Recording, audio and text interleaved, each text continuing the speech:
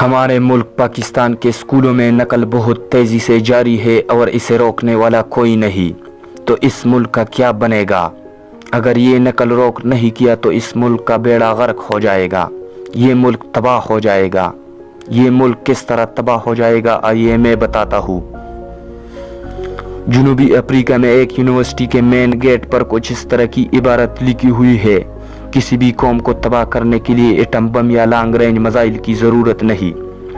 اگر ملک میں تعلیم کا معیار گرا دیا جائے اور امتحانات میں طلباء کو نقل کی اجازت دی جائے، آٹومیٹیکلی قوم تباہ ہو جائے گا، کیونکہ تعلیمی معیار کم ہونے کی وجہ سے مریض ڈاکٹر کے ہاتھوں مر جائے گی، عمارتیں انجینئرز کے ہاتھوں گر جائے گی، معیشت اکنامکسٹ کے ہاتھوں تباہ ہو جائے گی، انسانیت اور مذہب میں مذہبی سکالر کی وجہ سے دراڑ آ جائے گی، انصاف ججز کے ہاتھوں ناپید ہو جائے گا۔